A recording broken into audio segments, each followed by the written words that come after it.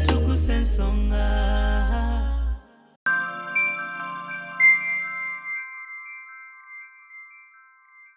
Banji bambuuza by the way gogenda wasa yalaba kati nekinsesa nnyo n'endowooza wa abantu balowooza oba tolaba ate owasira atalaba kituufu atalaba osobola omuwasa nga gwe wasobola alaba okufumbirwa naye gwe ngenda owasa alaba bulungi.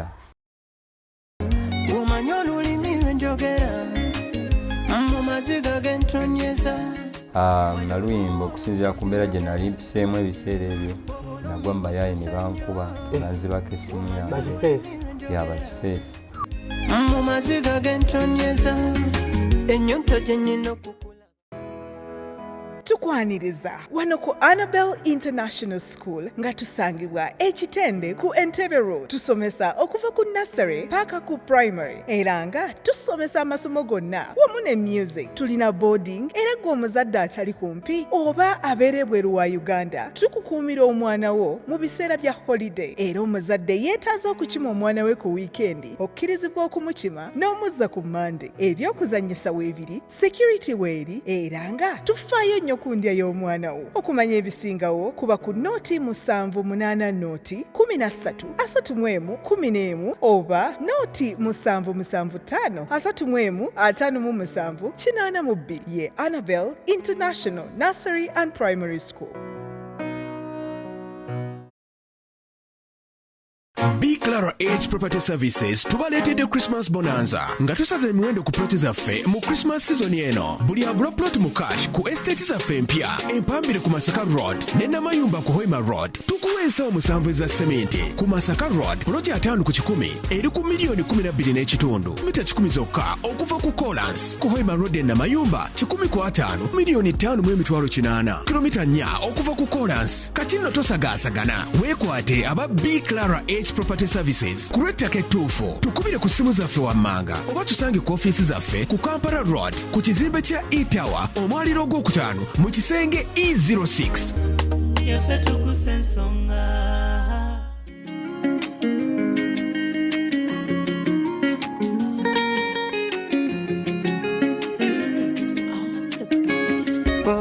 Ebizibu binnumye naye tebikoma buli makubo ge ngoba nga gakoma gane gye mpita emikwano baseka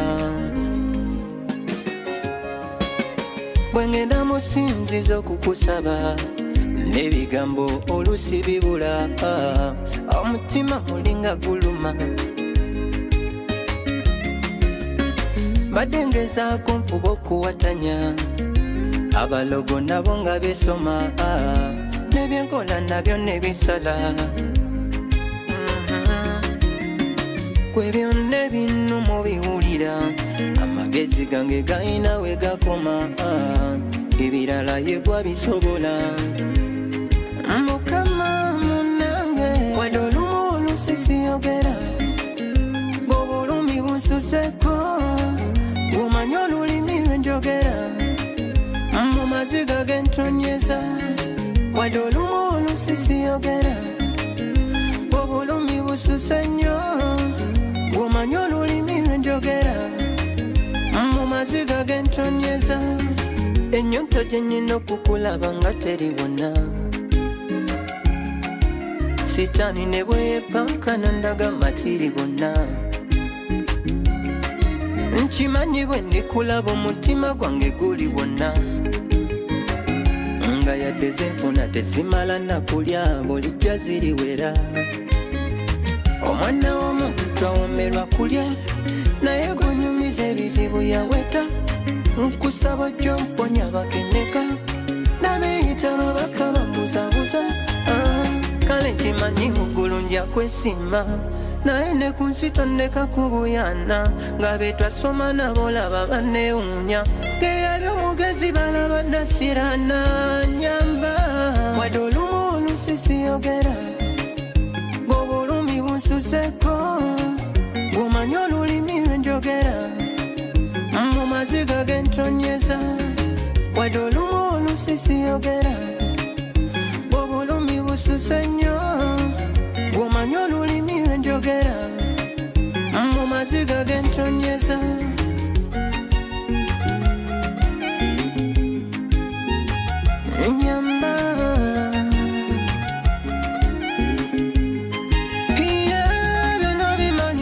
tegekera ennaku z'omwezi nga 10 gwanga mujje cricket oval the legend Dr. Jose Chameleone era ffenna twesangeyo Lugogo cricket oval oyo mwenna mukimanyi nti wetuba tutandise nti gwanga mujje gwanga lyonna mu buli kasonda tuba tulina okwesanga ku cricket oval ennaku z'omwezi 10 Dr. Jose Chameleone okitegedde Biggie ye mutegesi Biggie events madam I salute you tulina na Kitumba Eric Favor w'omugole tubbi esuuti y'amaanyi amina webale kusinga ani agitunga esuuti bazitunganga ng'onyiridde mukama mwebaza kisaaki obulamu bulungi obulamu bweyagala mama w'abaana gyali mama w'abaana agenda bbaawo era obudde bwennyini naye nga mu nyumba gyali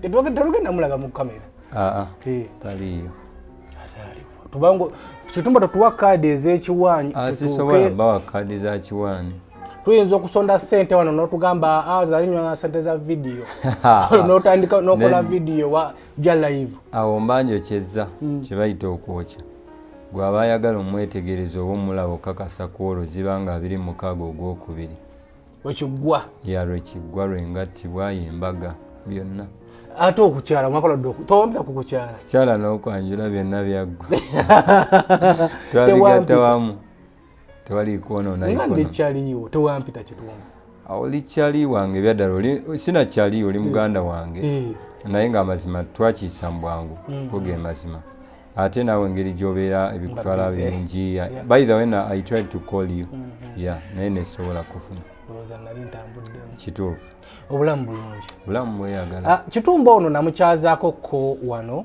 era interview ye etambudde abantu mwajagala kubanga nga weewanjawulo kufa ate nga tafe abantu abalaba byetukola ye abikola n'okutusinga interview wagiraba interview ngendayo ku Kitimba nenjiwuliriza nenga togiraba mbasobola giraba naye nga ngendayo nenjiwulira nemanya bwa weetuuse era kati nakomye gikeberako ng'eri mu 12K ng'ogiwulira oyo nga njiwulira essimu eba eginsomera esimu buli ogyogera nga ebeesoma ebeesoma buli kimu ekikola etya munnaye essimu ngiteekamu software yakola gwe bayita voice assistant eba eyogera nga bolaba bwenkozesa computer nti eba eyina jozi kati n'essimu kyekimu kyenkola sooka otubuuzako ku SB4 Media SB4 Media Tuggussa eri yennyini ensonga mbabuuzaako amanya Kitumba Eric Favor nti mbaagala nnyo mwebale bafunda bange be bayita ba fans nti Kitumba Eric mwebale kunjagala at least ndaba gye muntwala nti munzaamu amaanyi mukama akibabalire tulina Kitumba Eric omusajja ono talaba abagoberera emboozi yaffe eri eyasooka talaba naye nga leero tulikotedde amawulire amalungi ag'essanyu nti asajja kudde twogerera nga kadde zamaze dda okkubibwa tugenda mu mikolo era nga wolaba akanyiriro ng'omugole ddala wabeera tugenda mu mikolo tuzze okumanya nti laava eno yagiyingira atya emikolo gino nga teginnaba kukolebwa yeetegese ekimala tebabanga batubalako byaffe tumala emikolo tuleese ebirabo omugole n'adduka nabyo tuba tubiwulidde mu bantu bangi omukyala ye wamugjawa omukyala bamuyita manya ava Tororo amujja Tororo district mwefuna mutya ndi muweereza twesanga mu buweereza nga bona gende wantu n'oweereza then nakuwulira oba nakulaba nakwagala nafuna enamba yange nankubira we started connecting mpola mpola naye oluvannyuma nawulira nga muli bonde waliwo ekitusika oyo omukyala okuba mukwano gwange yatandika oba mukwano gwange mpola mpola wali ogenze Tororo no mukyala yakulira mu Kampala naye nga gyazaalibwa Tororo by the way amanyi Oluganda bulungi nnyo n'Oluzungu mukyala yasoma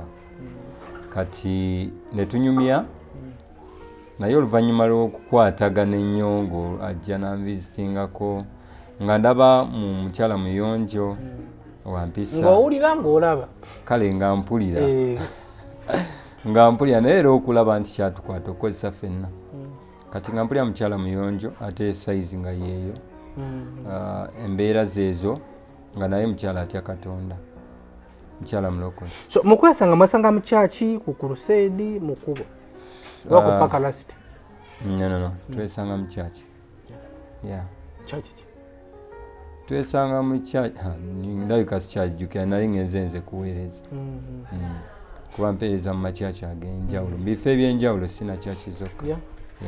So ne mwesanga ogaye nti nafuna ennamba yafuna ennamba yowagwa musaba akanamba sitera nnyo bayirawo kusaba nnamba nze era bwe nkusaba ennamba onokwesunako mba mbutuufu nyina kyenkuwuliddemu ekirala kati yali nga Asha yali muweereza naye mu church akola ebintu ebyenjawulo kati bwe twasinkana nanamusaako nangamba nange nno njagala nnyo obuweereza ne mugamba okay nangamba nsobola ofuna ku namba yokonze it's fine na twali ku bwangu nti saasobola mujjako ye kwanze nali si kitutte nnyo nga Nsonga kuba oluusi abansaba enamba amazima go baba bangi naye bwe yankubira nenyumya naye nendaba emboozi ye ng'ezimba nensaving enamba ye netutandika okuba mpola mpola awo nga tetuli ba mukwano wabula netutandika onyumyangako ekiro nga kukubirako nemunyumya by then bwali wa misana nali nnyo simukkiriza kunkubira kiro kuba yali akantegeera naye bwe yaba mukwano gwange yatandika okunkubirako n'ekiro nga tunyumya kale nemuwa obudde bwange ekiro nga akubirako nagamba munaye sweetheart good night yali tanatuuka kimpita nti lwe naproposinga okubeera okwagala omwanjula kati awo yatandikira nange nemba nga nzikirizibwa okumuyita ebigambo by'omukwano. So wano omukulu ani asooka okugamba ekigambo nti munnange mpulira like ekirowoozo?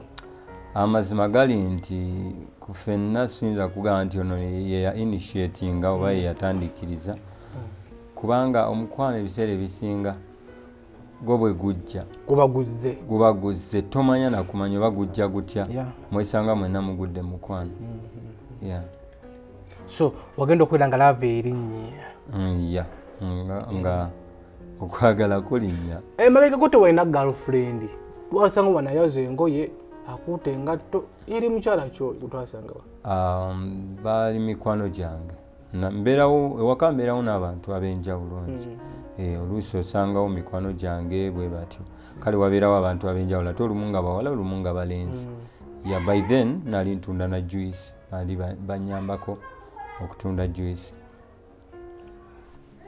otundi wano waka nga nkola juice then bo ne batambuza naye ng'ogyeko n'ekyo ntera osuza abantu ab'enjawulo ewaka okubayambako kale wasuzaako n'omuyimbi yalibala mitaani omujjukidde ebyo byonna bibaawo yalagawa gyali omutegedde bwe ngamba mutegedde takyayimba kyali wange akyayimba saalabika by the way akyayimba nendowooza kati alina emirimu emirala egimutwala kyandibanga music oluusi ye passion nga yali akyagala bwagazi. So omugole wanamanyiko yalazeewoko yali azeewoko odibona omulagirira otya?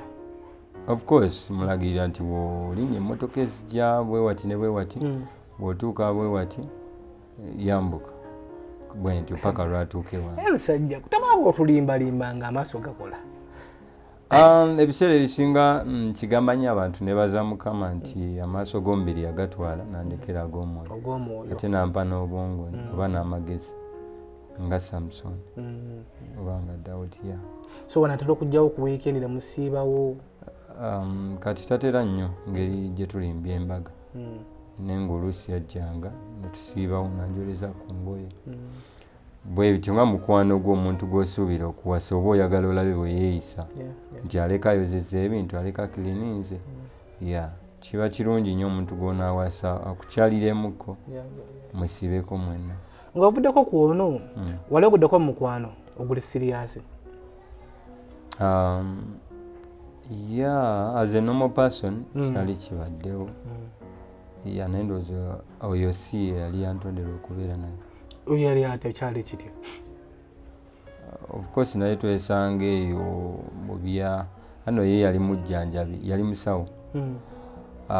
Then baali bayita bino ebyokujjanjaba simala kwekebeza biki ebya free kati nali nyina ku show endaga nembisangawo nga mukwano gwange tuyimireewoko jala nange kweyisaamu oluyiso.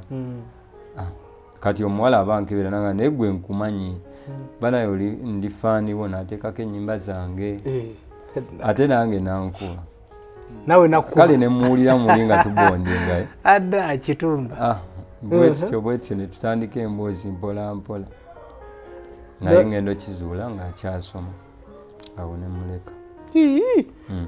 Ate muntu already musawo saayagala kuweerera nnyo omanyi gyewo kwetuumako abakazi oba oggulawo ka banka ko deposit ng'ate nga tojjaayo kati saayagala kuyingira mu kyabazazi. Era atandise okuteekamu ofuuke godfather ng'oweerera. Of course bw'aba asoma ebitabo wali wonna pocket money transport kyokka nga lwali toliiwo yali abifuna. Yatandise obikuyita nti munnange kati tulinayo ogundi tulinayo semina ate tulinayo sports day tulinayo biki workshop bwe bityo ng'olina otuteekamu ate nange nga mazima si byendi nali endongonzi ensingira yali entwala nnyo. Bino byonna bikozesa yali akukyayiddeko ko yali amaze okuggyako keeno aliwa oli oyo omukyala of course yajjangawoko ne mugende kwayaaya ekwayaya ate twakwayaya Kitumba temugenda kukwaya so ate yali agala omuteekemu nga temunagenda-yoko naye abantu bateekebwamu nga tebannakwayaya so wote olodduka bwentyo.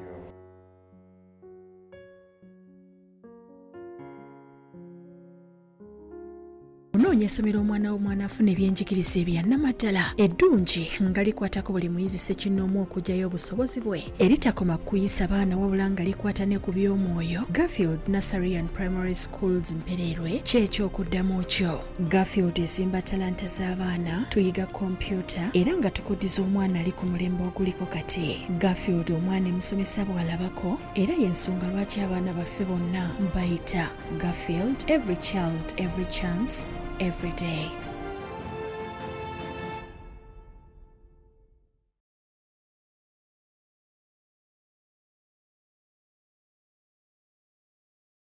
Are you interested in upgrading your sleeping and bathing experience? Then Ziwa & Sons is the right spot for you. We sell blankets, bed sheets, duvet covers, bed covers, mattress protectors, mosquito nets, wardrobe, all closets, towels, bathrobes, pillows, traveling pillows, cushions, shoe rack, dyeing rack, and ironing boards. Buy all your favorite products online with comfort from your office and workplace, home, hostel at a go from our website www.ziwaansons.com and have it delivered to your doorstep. Call us on 0705 364 749. Ziwa & Sons, where comfort and luxury is a pleasure.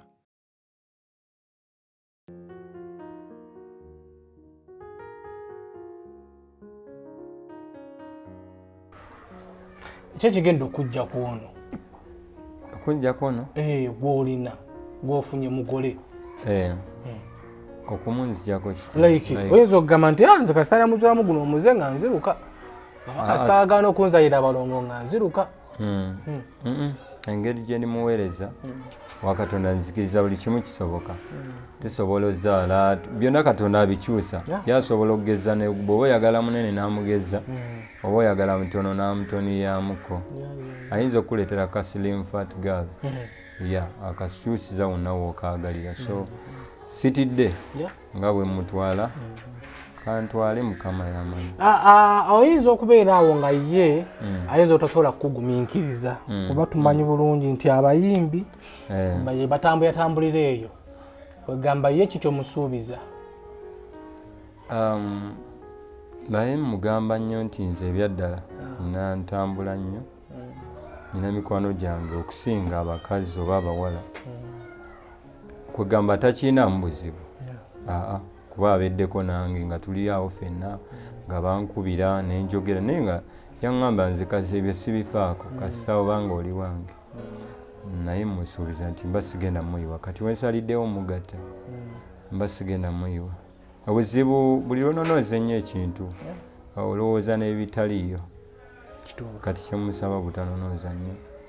Okay, tulina Kitumba Eric Favor, nyongera okujjukiza essomero lya Ayat Islamic lino nno liri awo ku Salama Road. Twalayo omwana bamuyigiriza eddiini, bo essira bayitadde ku kusomesa ddiini y'Ekiyisiraamu. Oyinza okubeera ng'oli awo nga gwe wasoma eddiini, naye nga ku ssomero gye wasomera eddiini essomero lyaggalawo oba munnange lyasasika, n'ogamba omwana wange ngenda mutwala waaso ayiga eddiini ng'eyange. Twala butwazi wali mwana ku Ayat Islamic, tojja kubeera ng'ate wejjusa gwe Muyisiraamu, natali Muyisiraamu osobola okubeera ng'oli mulokole oba Mukatoliki, naye nga wali agadde omwana wo ayiga eddiini y'Ekiyisiraamu. In fact era nange pulaninga kutwalayo wange kuba eddiini y'Ekiyisiraamu erina weeyambire nnyo ate nno nnyo kuba twetegereza nti baganda baffe bannyinaffe abasinga bakolera mu siza bawalabu eyo, wabanga yava eno nga manyi Oluyisiraamu manyi Oluwalabu, ebintu byo bimwanguyira. So twalayo omwana wo bamuyigiriza eddiini, essira liri ku ddiini ya Kiyisiraamu. Era bagamba nti guno omwaka oba guno taamu ewedde baatuuza abaana 9 bonna bayitire mu first grade. Twalayo omwana ayige eddiini y'Ekiyisiraamu, ayige okuwandiika Oluwalabu, ayige okulusoma. Tomanya omwana gwe muteerewo foundation ennungi gye bujja Mukama yalimanya, Allah subhanahu wa ta'ala yalimanya. Tulina Kitumba Eric Favor. Olunaku lukoze olw'embaga lwadde? Olunaku lw'embaga 26 Feb ogwokubiri. Tubuzayo nga mwezi gumu. Mwezi nga gumu. Enteekateeka eri eti? Teekateeka tukyagenda mu maaso n'okwongera okulabika nga mikwano gyange n'abooluganda bankwatiza akaato okubanga embaga ebeera nnyuvu. Yes, ng'ey'omuweereza. No ekitiibwa kya Mukama okulabisibwa kwolwo. So baani abali mu kintu kino ani chairman? Chairman wa kino ekintu bamuyita Servant Hillary Musiima. So abantu bavuddeyo okukwatirako oba balowoozanga ebyokusaaga? Waliyo abavuddeyoko n'abalala naye nkyabayita kubanga tekinnamala ebyaddala. Tukyetaagira ddala omukono gwo gwasiima obuweereza bwange n'awulira nga wandi blessings mu kino ekintu. So tubako wali mikwano gyo kuba kuno kuliko abawagizi bo, kuliko mikwano gyo, kuliko n'abantu abalaba nga abasaana okugulumiza ekitiibwa kya Mukama. Kuba walaba ffe abantu abalina amaaso abiri abasobola okwekolera, abasobola n'okwerabira. Abakazi batubula n'osanga omuntu musajja muvubuka naye ng'ali ku puroguramu y'abanoonya ng'anoonya mukyala. Gwe tosobodde kgenda kunoonya mukyala. Wekibinzi ekitiibwa kya Mukama kyo kyongera kubeera nga kyeyoleka.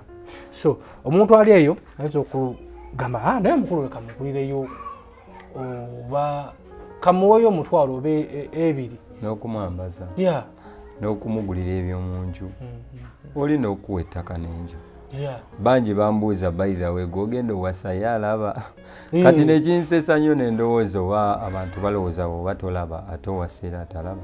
Kituufu atalaba osobola omuwasa nga gwe wasobola alaba okufumbirwa naye gwe ngenda owasa alaba bulungi. Gwe jangu kwolwo ojja mulaba nga 26 naye nsaba onkwatizeeko nsobole nanga ate ekitiibwa kya Mukama okulabisibwa mu buweereza bwe ndimu n'ekino kye ngenda otuukako. Nsuubira kigenda kunyongera ku ddaala eddala n'okuyimisa obuweereza bwe ndimu. Omuntu ayalagadde okuyambako akikola ate ennamba y'essimu? Osobola okumpitira ku nnamba yange 0759 9 5 11 oba 0787 74 0204.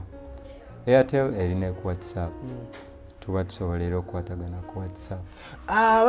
Ojafuna abakuba abakyala abali eyo obufumbo nga babalemadde naga Kitumba ndi bwentegefu okubeera namba 2. Anti kati biseera bisinga bw'ogattibwa kiba kitegeeza nti olina omukazi omu kati bakisuubira kubanga olina namba 2. So togenda kumugattako anti obuweereza bwendimu tebukikkiriza. Ne bwe nyiiza nga nze okukyagala ne Bayibuli eragira okuwasa nga omukyala gw'olina either omukwatidde mu bwenzi ate ng'olina abajulizi anobi oba ng'afudde. So omukwate mu bwenzi toli musonyiwa ate nga lwaki nga naye Katonda yansonyiwa oba osobola osonyiwa awo oli mutuufu. Naye nga tetunnavaawo ku ekyo Kitumba Eric nga bwe ndi omuyimbi ninayo n'oluyimba olupya bwasobola okugenda ku channel yange Kitumba Eric noonya Mukama Omumanyi.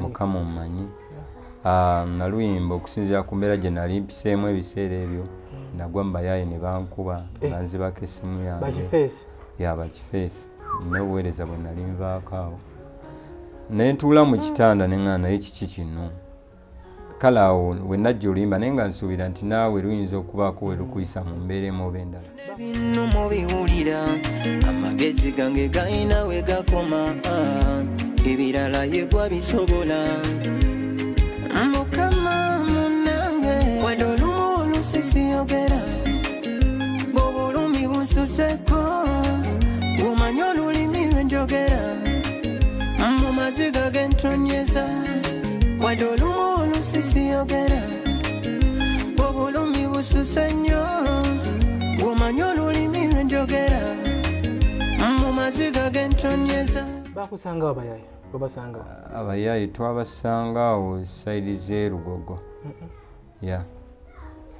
so wali n'omuntu akuwerekeddeko nalina ne gaidi wange era ffenna ne batukuba twayisibwamuko obubi naye Mukama tebakiraba mbeera gy'olimu. Omuyaye tomunyumiza sikiwa nti naye ate amala nakwetegereza ne bwe yeetegereza ekyayagala kiba kigendererwa abazze ngazze anyway simunenya namunenya just nenya mulaba bamukozesa kyemanyi bwazuula amazima atuuka n'atereera era nze nabasonyiwa simu ne bagitwala n'ebirala nalinamu n'obusente bwange bingi by the way naye nga nebaza Mukama tebadba ddoboozi nkyayinza ofuluma ennyimba endala.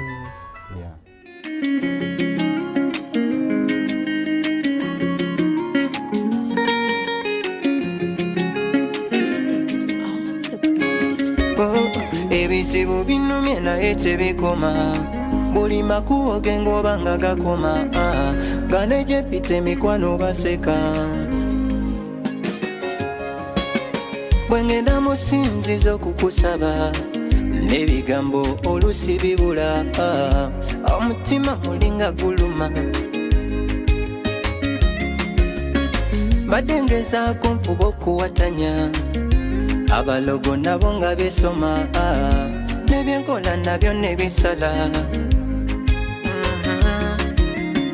kwe byonna ebinnuma obiwulira amagezi gange gayina we gakoma ebirala yegwa bisobola Mukama munange wadde olumu olusisiyogera ng'obulumi bususeko gumanyi olulimi lwenjogera mu maziga g'entonyeza wadde olumu olusisiyogera ng'obulumi bususe nnyo gumanyi olulimi lwenjogera mu maziga g'entonyeza ennyonto gye nnyina okukulaba nga teriwona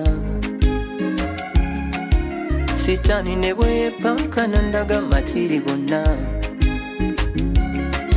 nkimanyi bwe ndikulaba omutima gwange guli wonna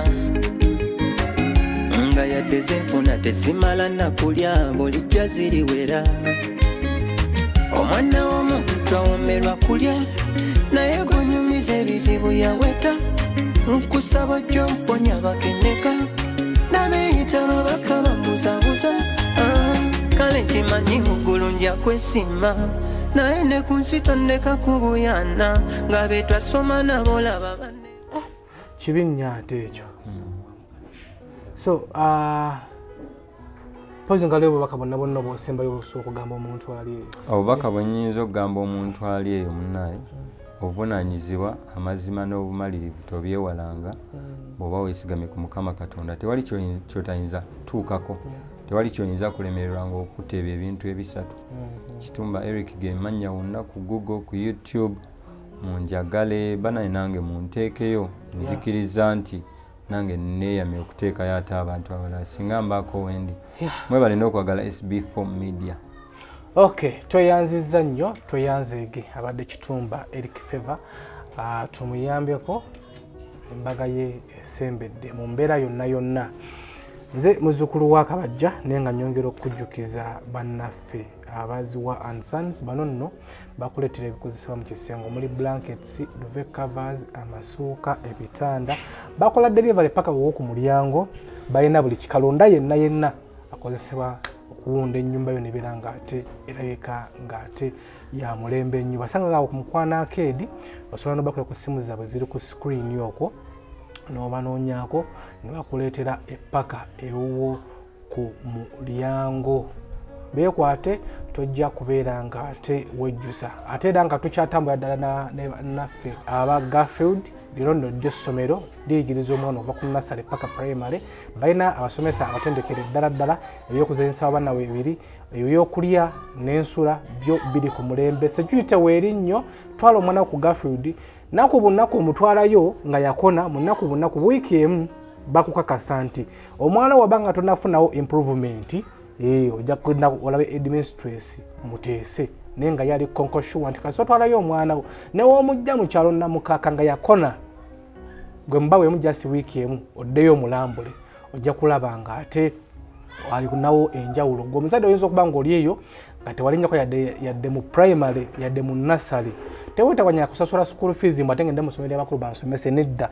Twala omwana wo ku Garfield mutaamu first holiday gy'onoofuna ajja okuba nga ate yakusomesa nanti ajja kudda ewaka nga n'Oluganda talumanyi. Twala omwana wo ku Garfield tojja kubeera nga ate wejjusa. SB4 Media Tuggussa Enssonga Wumaru akoze ku kamera nga bulijjo. Nze muzzukulu wa Kabajja omugeyese bunnya Albert ye editor waffe. Subscribe, likinga ate era sharinga. Beera bulungi weeraba.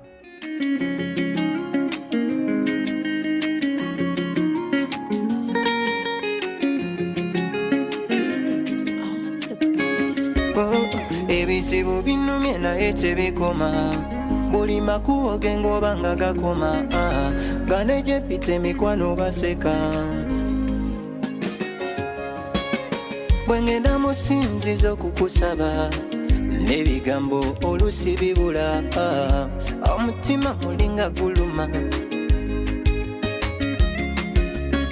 badde ngezaako nfuba okuwatanya abalogo nabo nga besoma nebyenkola nabyo nebisala kwe byonna ebinnu mubiwulira amagezi gange galina we gakoma ebirala yegwa bisobola Mukama munange wadde olumu olusisiyogera ng'obulumi bunsuseko gumanyi olulimi lwenjogera mu maziga gentonyeza wadde olumu olusisiyogera ng'obulumi bususe nnyo gumanyi olulimi lwenjogera mu maziga gentonyeza ennyonta gye nnyina okukulaba nga teri wonna sitaani ne bweyepankana ndaga matiri gonna nkimanyi bwe ndikulaba omutima gwange guli wonna nga yadde zenfuna tezimala nakulya bulijja ziriwera omwana w'omuntu awomerwa kulya naye gwonyumiza ebizibu yaweta nkusaba ojja mponya bakeneka nabeeyita babaka bamuzabuza kale nkimanyi muggulu nja kwesima naye ne ku nsi tondeka kubuyana nga be twasoma nabo laba banneewuunya ng'eyali omugezi balaba nasirana nyamba wadde olumu olusisiyogera bususeko ng'omanya olulimi lwe njogera mu maziga g'entonyeza wadde olumu olusisiyogera obulumi bususe nnyo ng'omanya olulimi lwe njogera mu maziga g'entonyeza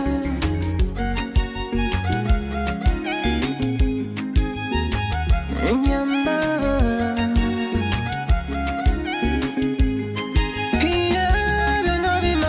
wadde olumu olusisiyogera sogera ng'obulumi busuzeko ng'omanya olulimi lwe njogera mu maziga g'entonyeza wadde olumu olusisiyogera mukama ng'obulumi bususe nnyo ng'omanya olulimi lwe njogera nange mu maziga g'entonyeza twawomerwa kulya naye gwenyumiza ebizibu yaweta nkusaba jomponya bakeneka nabeeyita babaka bambuzabuza